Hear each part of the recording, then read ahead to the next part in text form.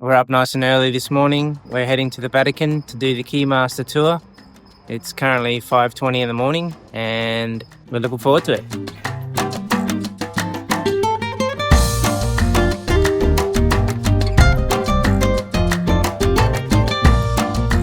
Good morning. We're at the Vatican City and we're about to do the Keymaster tour to unlock everything at the Vatican. If you're planning a trip to Rome, the Keymaster tour is something that you might want to check out. The Vatican is famous for its amazing art, history and architecture. The Keymaster tour is an early morning tour where you get to go through the museums before they are open to the general public. And the tour is limited to 20 people. We've got a set of keys to help open parts of the Vatican. I have my key for the Vatican. Look at that. So does Taylor. We're just making our way through this courtyard. You can see the Basilica, which we're going to do the dome tour later today. And the sun hasn't come up yet over Vatican City.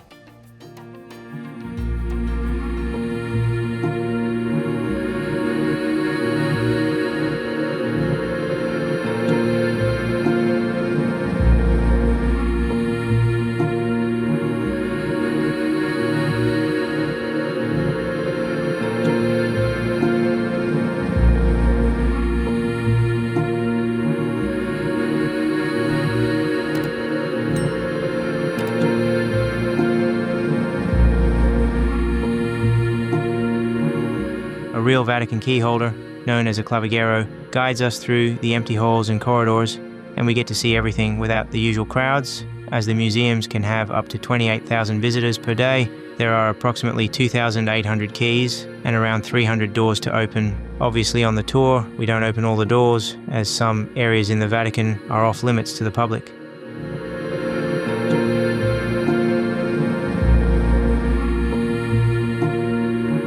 The Vatican Museums is a complex of 54 museums, galleries and chapels and contains an estimated 1,400 rooms. Initially, we start off in some of the quieter galleries. We are guided through some of the most famous galleries, like the Pinecone Courtyard, the Gallery of the Candelabra and the Hall of the Muses. Each one is packed with ancient sculptures, Renaissance art and amazing architecture.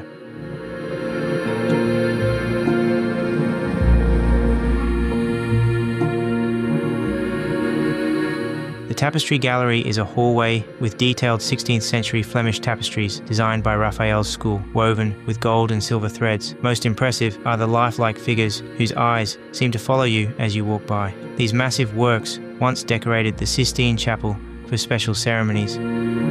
We then move into the octagonal courtyard where they keep some of the most famous statues, like the Laocoon, a dramatic scene of a guy and his sons being attacked by sea serpents. It's been there since the 1500s. We then visit the Raphael's rooms. These rooms feature his legendary frescoes, 1508 to 1524, including the School of Athens, where he painted Michelangelo. These 4 chambers were once the Pope's private offices. Though unfinished at Raphael's death, they remain his crowning achievement. Next up was the Gallery of Maps. This 120-metre gallery features 40 stunning 1580s maps of Italy, painted for Pope Gregory XIII. Combining Renaissance geography and art under a golden ceiling, it's both an artistic masterpiece and is practically a 16th century Google Earth of the Italian peninsula.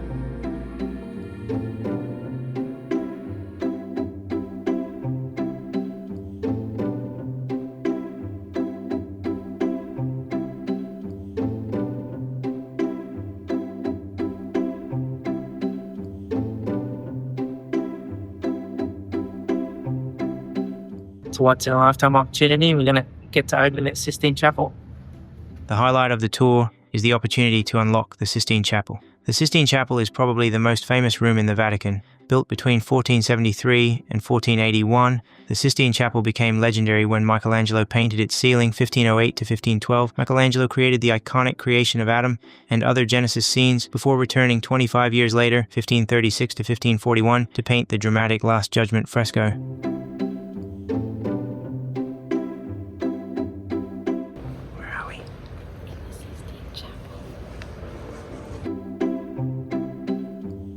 The whole space is covered in frescoes, from the massive Last Judgment on the altar wall to the intricate biblical scenes lining the sides. The Keymaster tour isn't the cheapest way to see the Vatican, but the tour does give you the opportunity to see the Vatican without the crowds and gives you access to film in the Sistine Chapel, which is generally forbidden. The tour lasts around 2 hours and is the better way to visit the Vatican in my opinion. You can see the difference from early this morning until now, how busy it is. It's a massive line already.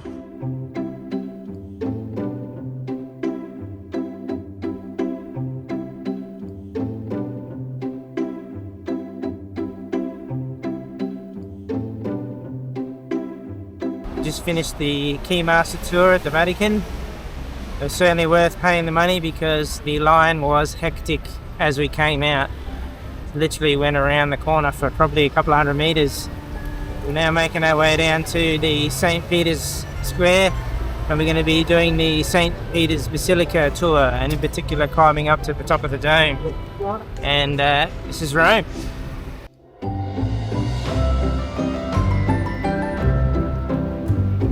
So he's looking for an Italian boyfriend. We're almost at St. Peter's Square.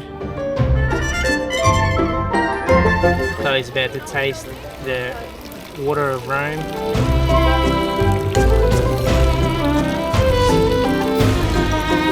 Is it yum? It tastes like water.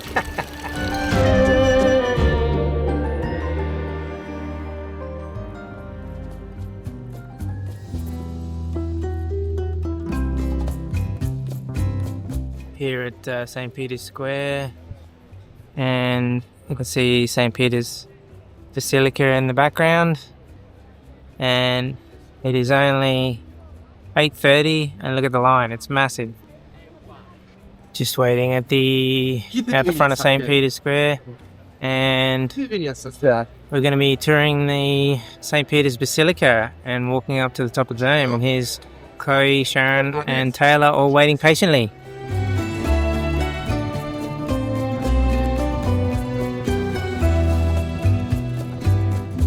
When you're a bit thirsty whilst you're waiting in line, you can just get a drink from the fountain. There's a number of them.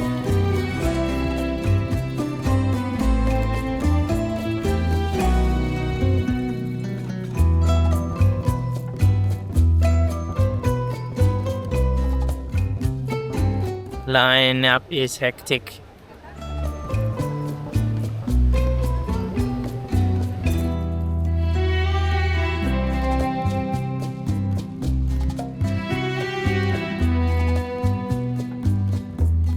St. Peter's Basilica is the world's largest church and the spiritual centre of Catholicism. Constructed between 1506 and 1626 over the traditional site of St. Peter's tomb, it represents the pinnacle of Renaissance and Baroque architecture. Michelangelo designed the iconic dome, while Bernini created the monumental bronze baldachin over the papal altar. The basilica houses artistic treasures like Michelangelo's Pietà and the ornate tombs of numerous popes, with its vast interior adorned with marble, gold mosaics, and countless works of art. St. Peter's remains both an active place of worship and one of humanity's greatest architectural achievements.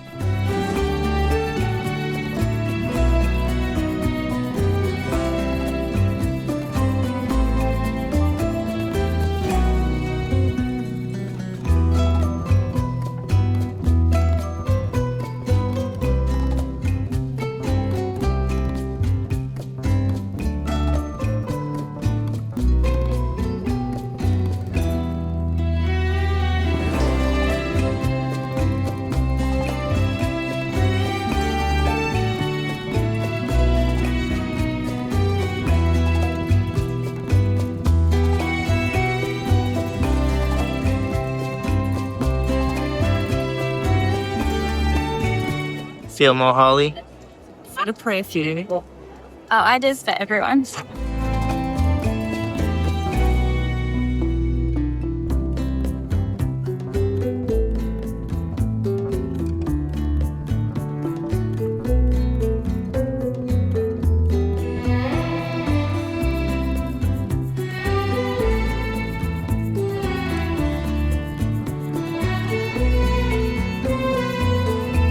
We're here at the top of, on the roof of the St. Peter's Basilica, and we're about to climb up to the top of the dome.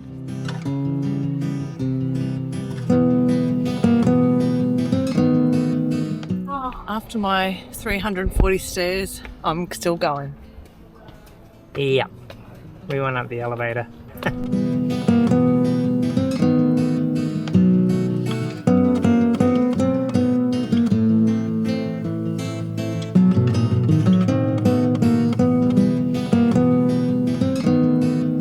We're just walking around the perimeter of the dome on the inside, about to head up to the top. And as you can hear in the background, there's the church organs playing as we speak. There's a church service happening. Making our way up the steps to the top of the dome. It's very windy. There's Sharon. Not sure exactly how far we are up, but this is one of the views on the way up. Yeah, as we get higher, the walls are on the lean due to the shape of the building.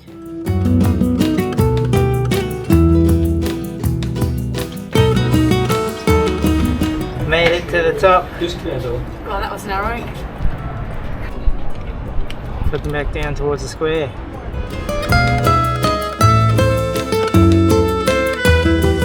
We're at the top of the dome of St. Peters Basilica. Brunch.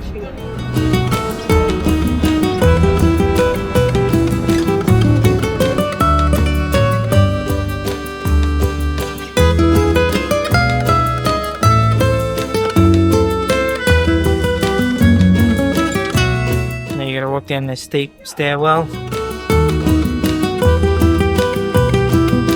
See Church. incline on the wall. It's a bit steeper.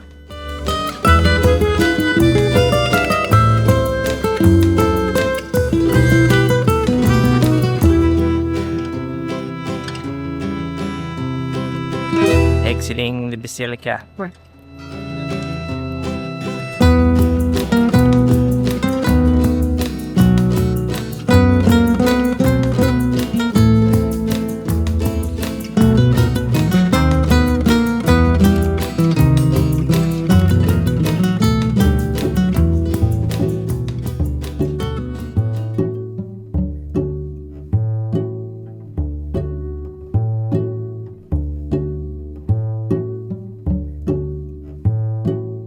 The Colosseum, known originally as the Flavian Amphitheatre, stands as Rome's most enduring symbol of ancient engineering. Commissioned by Emperor Vespasian in 72 AD and completed by his son Titus in 80 AD, this monumental structure could accommodate between 50,000 to 80,000 spectators across its four-tiered seating.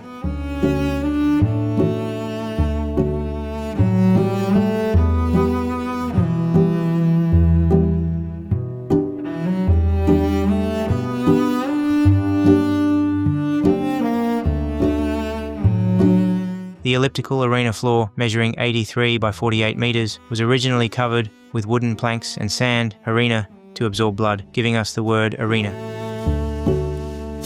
On the arena floor in the Colosseum.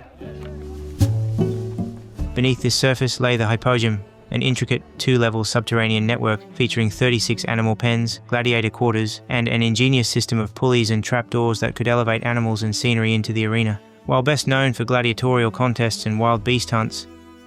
So this section here is where the emperors used to sit and watch the gladiators and the animals fight. And this section here was where they used to have knights sit to stop the animals from trying to jump the fence or jump up to try and escape. And they used to sit behind bars.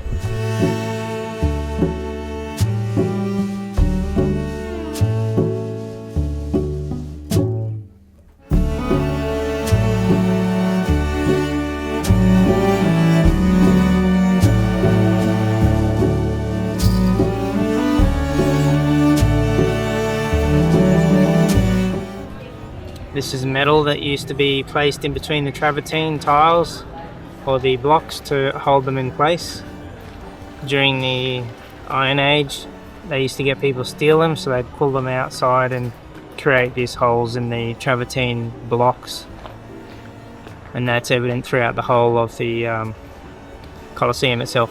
You can also see how the travertine's really white here, and then as we go further inside it's dark. That's because they used to live in here and use fires, and that stains the travertine itself The Colosseum also hosted elaborate naval battles during its early years when the arena could be flooded. Though damaged by earthquakes and stone robbery over centuries, its surviving structure continues to reveal the sophistication of Roman construction techniques and the cultural priorities of Imperial Rome.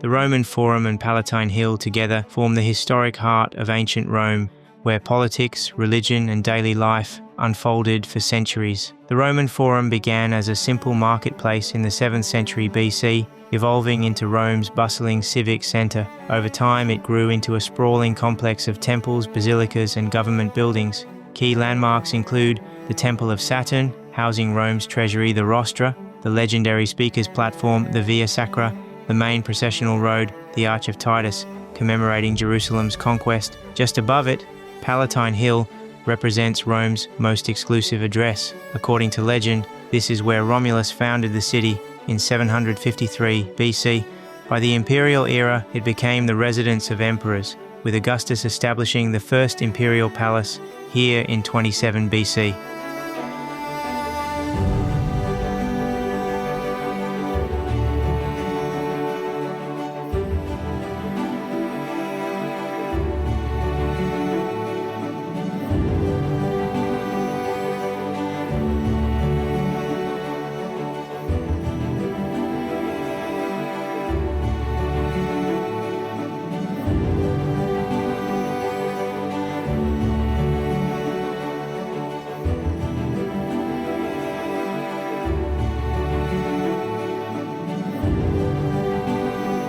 Walking these paths today, you're tracing the same routes as Julius Caesar, Cicero, and Augustus, standing where laws were passed, triumphs celebrated, and emperors who shaped Western civilization.